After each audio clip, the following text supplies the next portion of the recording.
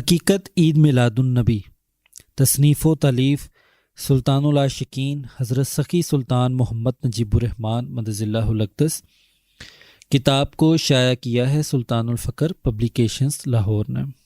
باب اول، عید میلاد النبی صلی اللہ علیہ وآلہ وسلم۔ لفظ میلاد ولادت سے ہے اور عید سے مراد خوشی ہے، اور عید میلاد النبی صلی اللہ علیہ وآلہ وسلم سے مراد حضور اکرم صلی اللہ علیہ وآلہ وسلم کی ولادت باسعادت کی خوشی منانا ہے۔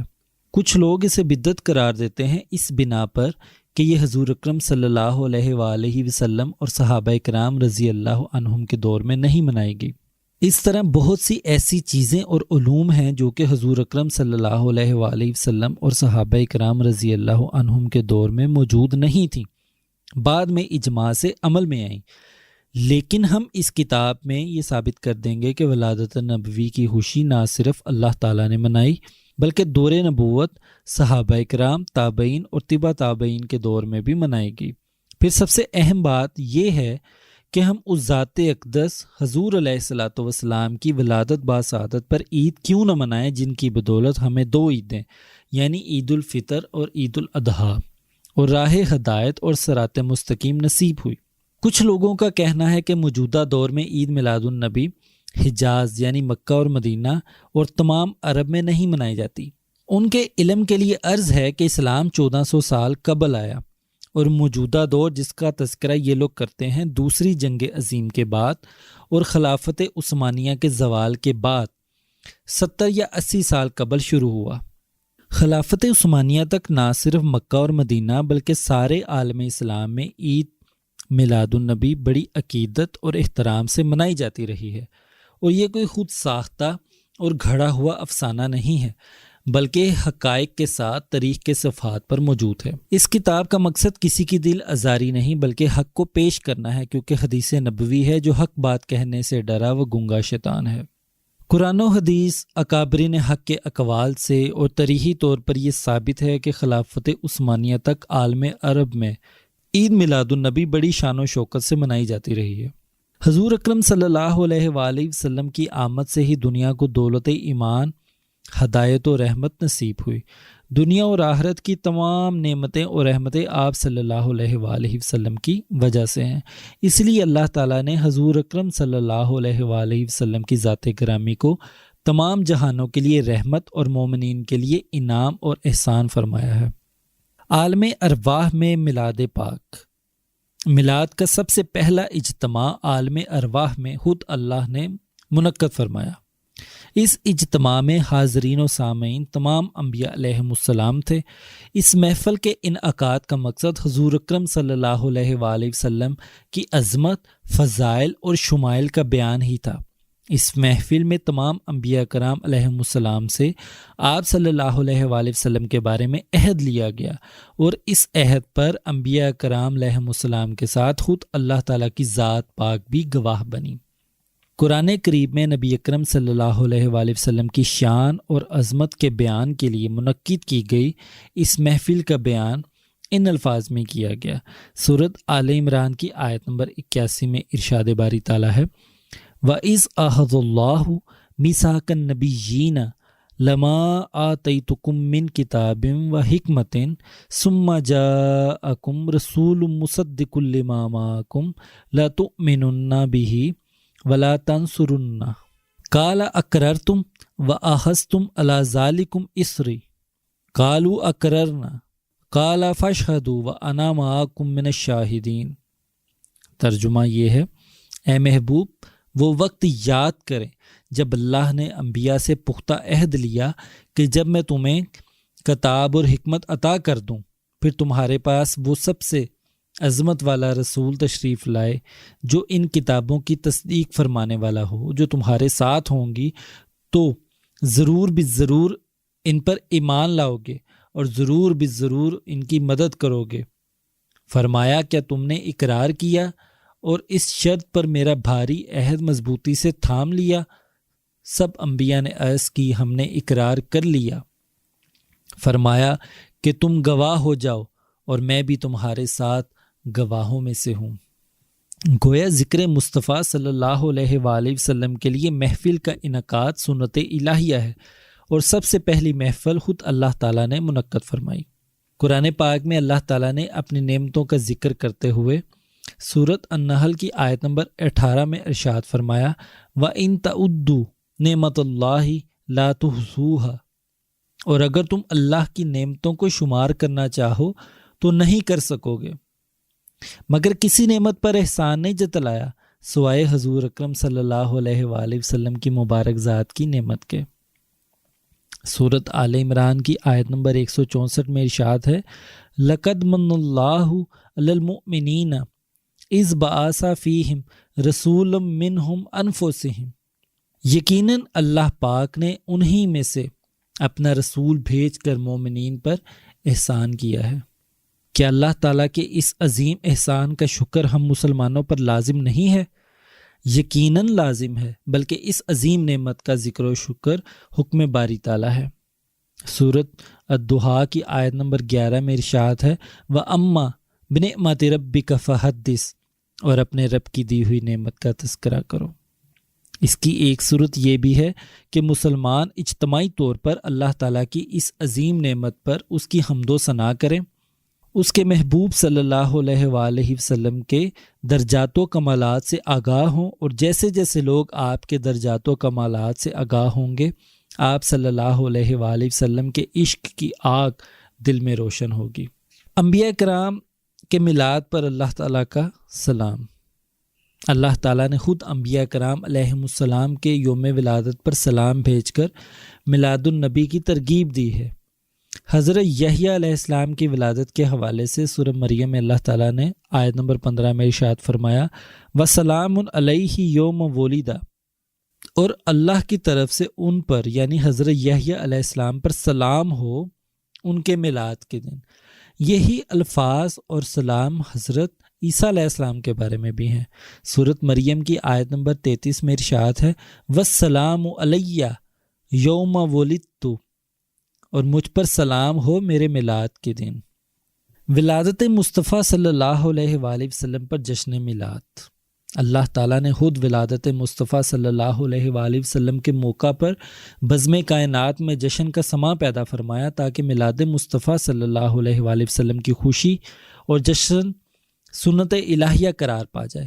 مختصراً بیان کیا جا رہا ہے۔ ولادت مصطفیٰ کے وقت ستاروں کو نیچے اتار کر دنیا میں چراغاں کیا گیا، مشرق اور مغرب تک پوری زمین بقعہ نور بنا دی گئی، حتیٰ کہ حضرت آمنہ رضی اللہ تعالیٰ عنہ نے شام کے محلات تک دیکھ لیے۔ آسمان اور جنت کے سب دروازے کھول کر عالم بالا کو خوشبوؤں سے مہکا دیا گیا، مشرق اور مغرب اور کعبہ کی چھت پر پرچم لہرا دیے گئے۔ 70,000 حوران بہشت کو استقبال کے لیے فضا میں نیچے اتارا گیا، اور ان میں سے کئی حضرت آمنہ رضی اللہ تعالیٰ عنہ کے گھر پر مامور کی گئیں۔ ہزارہا فرشتوں کو بھی استقبال پر مامور کر دیا گیا۔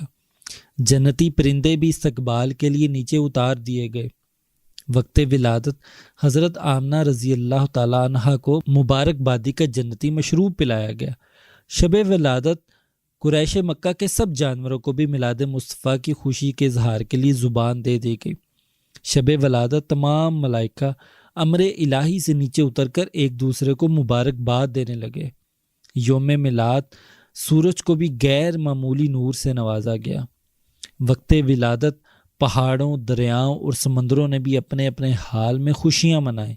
پہاڑوں کی چوٹیاں معمول سے زیادہ بلند ہو گئیں، دریاؤں اور سمندروں کی سطح تموج کے ساتھ خاصی اونچی ہو گئی، اور سمندری مخلوق نے بھی ایک دوسرے کو مبارکباد دی۔ ولادت مصطفیٰ صلی اللہ علیہ وآلہ وسلم کی خوشی میں باری تعالیٰ نے سال بھر عرب کی عورتوں کو بیٹے عطا فرمائے تاکہ اس سال جاہلیت عرب کے ظالمانہ دستور کے مطابق کوئی بیٹی نہ حق قتل نہ ہو۔ میلاد مصطفیٰ صلی اللہ علیہ وآلہ وسلم کی خوشی میں عرب کے درخت پھلوں سے لاد دیے گئے، سوکھے ہوئے کھیت ہرے بھرے ہو گئے، اور قحط کو ہریالی و شادابی سے بدل دیا گیا۔ شب میلاد آسمانوں پر زبرجد اور یاقوت کے مینار بنا کر روشن کیے گئے، جو شب معراج حضور علیہ الصلوۃ والسلام کو دکھائے گئے اور بتایا گیا کہ یہ آپ صلی اللہ علیہ وآلہ وسلم کی ولادت کی رات سے روشن ہے۔ شب میلاد جنت میں نہر کوثر کے کناروں پر 70,000 عطر بیز درخت اگائے گئے اور انہیں پھلوں سے لادا گیا۔ احادیث مبارکہ میں تذکرہ میلاد۔ حضرت ابن عباس رضی اللہ تعالیٰ عنہ سے مروی ہے کہ کچھ صحابہ بیٹھ کر مختلف انبیاء کرام علیہم السلام کے درجات و کمالات کا تذکرہ کر رہے تھے۔ ایک نے کہا حضرت ابراہیم علیہ السلام خلیل اللہ تھے، دوسرے نے حضرت موسیٰ علیہ السلام کا تذکرہ کیا اور کہا وہ کلیم اللہ تھے، تیسرے نے حضرت عیسیٰ علیہ السلام کے بارے میں کہا کہ روح اللہ تھے، ایک نے حضرت آدم علیہ السلام کو صفی اللہ کہا۔ اتنے میں حضور سرکار دو عالم صلی اللہ علیہ وآلہ وسلم تشریف لائے اور فرمایا جو کچھ تم نے کہا میں نے سن لیا، وہ سب درست ہے، اور میرے بارے میں سن لو، میں اللہ کا حبیب ہوں اور اس پر فخر نہیں۔ یہ روایت مشکات المصابیح کی ہے۔ غور کیا یہ محفل میلاد نہیں تو اور کیا ہے؟ اگر ایسی محافل جائز نہ ہوتی تو حضور اکرم صلی اللہ علیہ وآلہ وسلم منع فرما دیتے۔ محافل میلاد کی دوسری اصل حدیث رسول میں موجود ہے، آپ صلی اللہ علیہ وآلہ وسلم کی آمد پر خوشی کا اظہار کرنا ایمان کی علامت ہے۔ مسلم شریف کی روایت ہے کہ جب آپ صلی اللہ علیہ وآلہ وسلم مدینہ تشریف لائے تو مرد اور عورتیں گھروں کی چھتوں پر چڑھ گئے، بچے اور خدام راستوں پر پھیل گئے، سب لوگ نعرے لگا رہے تھے یا محمد رسول اللہ، یا محمد رسول اللہ۔ قبیلہ بنو نجار کی بچیاں دف بجا کر نعت پڑھ رہی تھیں، طلع البدر علینا من ثنیات الوداع، ہم پر 14ویں رات کا چاند طلوع ہوا وداع کی گھاٹیوں سے، ہم پر اس نعمت کا شکر منانا واجب ہے، اور حضور اکرم صلی اللہ علیہ وآلہ وسلم نے اس پر خوشی کا اظہار فرمایا۔ ایک اور روایت صحیح بخاری شریف میں منقول ہے کہ ابو لہب کی لونڈی صوبیہ نے حضور اقدس صلی اللہ علیہ وآلہ وسلم کی ولادت کی خوشخبری ابو لہب کو سنائی تو اس نے انگلی کا اشارہ کرتے ہوئے لونڈی سے کہا جاؤ آج سے تم آزاد ہو۔ پھر جب وہ حالت کفر میں مر گیا تو ایک مرتبہ حضرت عباس رضی اللہ تعالیٰ عنہ کے خواب میں آیا اور کہنے لگا تم سے جدا ہو کر میں سخت عذاب سے دوچار ہوں، بس سوموار کے دن اس انگلی سے سیراب کیا جاتا ہوں جس کے اشارے سے لونڈی کو آزاد کیا تھا۔ تمام شارحین حدیث کا اتفاق ہے کہ اگر ابو لہب جیسا کافر آپ صلی اللہ علیہ وآلہ وسلم کو بھتیجا سمجھ کر آپ صلی اللہ علیہ وآلہ وسلم کے میلاد کی خوشی منائے تو اسے بھی سیراب کیا جائے، تو اس امتی کی شان کیا ہوگی جو آپ کو نبی صلی اللہ علیہ وآلہ وسلم اور اللہ کا حبیب سمجھ کر میلاد مناتا ہے۔ مسلم اور مشکات کی روایت ہے حضور اکرم صلی اللہ علیہ وآلہ وسلم سوموار کے دن روزہ رکھا کرتے تھے۔ اس افسار پر فرمایا اس دن میں پیدا ہوا ہوں اور اس دن مجھ پر قرآن نازل ہوا ہے۔ معلوم ہوا میلاد مصطفیٰ اور نزول قرآن کی مسرت خود حضور علیہ الصلوۃ والسلام نے فرمائی ہے۔ پھر کتنی ہی محافل میں آپ صلی اللہ علیہ وآلہ وسلم کی موجودگی میں نعت خوانی ہوئی۔ حضرت حسان بن ثابت، حضرت کعب بن زہیر، حضرت عباس رضی اللہ عنہم نے آپ کے مناقب اور فضائل آپ صلی اللہ علیہ وآلہ وسلم کی صدارت میں بیان فرمائے۔ آپ صلی اللہ علیہ وآلہ وسلم کے دشمنوں کی تردید کی اور آپ نے ان تمام کو انعامات سے سرفراز فرمایا۔ کیا یہ محافل میلاد نہیں تھی؟ اگر یہ محافل میلاد نہیں ہیں تو پھر اور کون سی محفل میلاد ہوتی ہے؟ مجمع الزوائد طبرانی کبیر کی روایت ہے حضرت عائشہ رضی اللہ تعالیٰ عنہ فرماتی ہیں بے شک میرے پاس حضور اکرم صلی اللہ علیہ وآلہ وسلم اور حضرت ابوبکر صدیق رضی اللہ تعالیٰ عنہ اپنے میلاد کا ذکر کرتے رہے۔ امام ہیشمی رحمۃ اللہ علیہ فرماتے ہیں کہ یہ حدیث حسن ہے۔ تعصب سے بالا تر ہو کر دیکھا جائے تو یہ روایت میلاد کی حقانیت پر کتنی صریح ہے۔ مسند احمد، مستدرک اور دلائل النبوہ کی روایت ہے حضور اکرم صلی اللہ علیہ وآلہ وسلم نے فرمایا میں اللہ کا بندہ ہوں اور اس وقت سے خاتم النبیین ہوں جبکہ آدم علیہ السلام ابھی مٹی اور پانی کے درمیان تھے۔ میں حضرت ابراہیم علیہ السلام کی دعا اور حضرت عیسیٰ علیہ السلام کی بشارت ہوں۔ میں اپنی والدہ کا چشمدید واقعہ ہوں کہ دیگر انبیاء کی طرح میری والدہ نے میری ولادت پر ایک نور دیکھا جس کی روشنی سے ملک شام کے محلات دکھائی دیے۔ المستدرک کی روایت نمبر 4175 ہے۔ حضرت ارباز بن ساریہ رضی اللہ تعالیٰ عنہ فرماتے ہیں کہ نبی اکرم صلی اللہ علیہ وآلہ وسلم نے فرمایا، بے شک اللہ کے ہاں مجھے سب سے پہلے خاتم النبیین لکھ دیا گیا تھا، جبکہ آدم علیہ السلام کا بھی خمیر تیار کیا جا رہا تھا، اور عنقریب میں تمہیں اس کی تعویل سے آگاہ کر دوں گا۔ میں اپنے باپ حضرت ابراہیم کی دعا ہوں اور وہ بشارت ہوں جو حضرت عیسیٰ نے اپنی قوم کو دی تھی، اور اپنی والدہ کا وہ خواب ہوں جو انہوں نے دیکھا تھا کہ ان سے ایک ایسا نور نکلا ہے جس سے ان کے لیے شام کے محلات روشن ہو گئے۔ مستدرک سیرت ابن ہشام اور طبقات ابن سعد کی روایت ہے کہ حضور علیہ الصلوۃ والسلام نے فرمایا، میں حضرت ابراہیم علیہ السلام کی دعا ہوں، حضرت عیسیٰ علیہ السلام کی بشارت ہوں، اور اپنی والدہ کا چشمدید واقعہ ہوں جو انہیں میری پیدائش کے وقت دکھائی دیا۔ ان کے جسم اطہر سے نور نکلا جس کی نورانیت سے بصرا کے در و دیوار روشن ہو گئے۔ ان دونوں احادیث مبارکہ سے ثابت ہوتا ہے کہ آپ صلی اللہ علیہ وآلہ وسلم کی ولادت مبارکہ پر اللہ تعالیٰ نے نور سے سارے جہان کو روشن کر دیا۔ اگر کوئی امتی میلاد مصطفیٰ کے دن چراغاں کرتا ہے تو یہ اللہ تعالیٰ کی اسی سنت پر عمل کرتا ہے۔ صحابہ کرام کی محفل میلاد۔ طبرانی کبیر اور مسند احمد میں حدیث موجود ہے کہ ایک دن صحابہ کرام رضی اللہ عنہم کا جمع غفیر موجود تھا۔ آپ صلی اللہ علیہ وآلہ وسلم نے اپنے غلاموں کو اس طرح اکٹھے دیکھا تو فرمایا، یہ جلسہ کس لیے ہے؟ صحابہ کرام رضی اللہ عنہم نے کہا، ہم اللہ تعالیٰ کے ذکر اور حمد کے لیے بیٹھے ہیں، کیونکہ اس نے ہمیں اپنے دین کی ہدایت دی اور آپ صلی اللہ علیہ وآلہ وسلم کے ذریعے ہم پر احسان فرمایا۔ آپ صلی اللہ علیہ وآلہ وسلم نے فرمایا، اللہ تعالیٰ تمہارے اس عمل پر ملائکہ میں خوشی کا اظہار فرما رہا ہے۔ کیا یہ حدیث میلاد مصطفیٰ کا پروگرام مرتب کرنے کے لیے اصل نہیں کہ اس نے ہمیں اپنا محبوب عطا فرمایا؟ امام جلال الدین سیوطی رحمۃ اللہ علیہ فرماتے ہیں، میرے نزدیک محفل میلاد کی اصل احادیث میں آپ صلی اللہ علیہ وآلہ وسلم کا یہ عمل ہے کہ مدینہ منورہ میں اللہ تعالیٰ کا شکر ادا کرتے ہوئے اپنی ولادت کی خوشی میں جانور ذبح کیے۔ بعض لوگوں نے حضور اکرم صلی اللہ علیہ وآلہ وسلم کے اس عمل کو عقیقہ قرار دیا، لیکن امام اس کا ذکر کرتے ہوئے رقم تراز ہیں کہ عقیقہ تو آپ صلی اللہ علیہ وآلہ وسلم کے دادا حضرت عبد المطلب رضی اللہ تعالیٰ عنہ کر چکے تھے، اور عقیقہ زندگی میں دوبارہ نہیں کیا جاتا۔ آپ صلی اللہ علیہ وآلہ وسلم کے اس عمل کو اس پر محمول کیا جائے گا کہ حضور اکرم صلی اللہ علیہ وآلہ وسلم نے اس بات پر اللہ تعالیٰ کے شکر کا اظہار کیا کہ آپ صلی اللہ علیہ وآلہ وسلم کو رحمت للعالمین بنا کر بھیجا، اور یہ واقع اس بات کی دلیل ہے کہ آپ صلی اللہ علیہ وآلہ وسلم نے اپنی ولادت کی خوشی منائی۔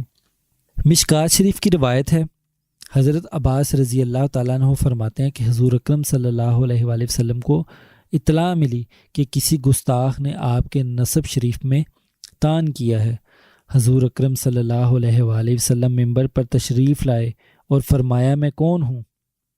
صحابہ رضی اللہ عنہم نے فرمایا، آپ اللہ کے رسول ہیں۔ فرمایا، میں عبد المطلب کے بیٹے عبداللہ کا بیٹا ہوں۔ اللہ نے مخلوق پیدا کی، ان میں سب سے بہتر مجھے بنایا، پھر مخلوق کے 2 گروہ کیے، ان میں مجھے بہتر بنایا، پھر ان کے گھرانے بنائے اور مجھے ان میں بہتر بنایا، تو میں ان سب میں اپنی ذات کے اعتبار اور گھرانے کے اعتبار سے بہتر ہوں۔ اس حدیث سے معلوم ہوا کہ حضور اکرم صلی اللہ علیہ وآلہ وسلم نے خود محفل میلاد منعقد فرمائی جس میں اپنا حسب و نسب بیان فرمایا، اور یہ بھی ثابت ہوا کہ محفل میلاد کا ایک مقصد یہ بھی ہے کہ اس محفل میں ان لوگوں کا رد کیا جائے جو آپ کی بدگوئی کریں اور آپ صلی اللہ علیہ وآلہ وسلم سے باطنی اور ظاہری بغض رکھتے ہوں۔ عید میلاد النبی کا اصل طریق کیا ہے؟ عید میلاد النبی کے مسئلہ پر 2 گروہ بن چکے ہیں۔ پہلا گروہ تو وہ ہے جو عید میلاد النبی کا سرے سے ہی منکر ہے اور اسے شرک اور بدعت قرار دیتا ہے۔ دوسرا گروہ عید میلاد النبی مناتے ہوئے شریعت کی حد پھلانگ جاتا ہے اور بہت سی غیر شرعی حرکات کا مرتکب ہو جاتا ہے۔ ان دونوں گروہوں کا رویہ درست نہیں ہے اور ایک دوسرے کی ضد اور تعصب پر مبنی ہے۔ یہ بات بھی اچھی طرح ذہن نشین کر لینی چاہیے کہ میلاد مصطفیٰ صلی اللہ علیہ وآلہ وسلم یا جشن عید میلاد سے مراد فقط یہ ہے کہ حضور اکرم صلی اللہ علیہ وآلہ وسلم کے ذکر پاک کے لیے شریعت مطہرہ کے اندر رہتے ہوئے اجتماع منعقد کرنا، اس میں آپ صلی اللہ علیہ وآلہ وسلم کی سیرت مطہرہ کے روشن پہلوؤں کا ذکر کرنا، آپ صلی اللہ علیہ وآلہ وسلم کے کمالات اور درجات کا بیان، حقیقت محمدیہ کا بیان، آپ صلی اللہ علیہ وآلہ وسلم کی صورت میں اللہ تعالیٰ کی عظیم نعمت کا تذکرہ، خوشی میں جلوس نکالنا، لوگوں کو شریعت مطہرہ سے آگاہ کرنا، اور آپ صلی اللہ علیہ وآلہ وسلم کی شان میں نعت خوانی کرنا اور لوگوں کو حسب استطاعت کھانا کھلانا۔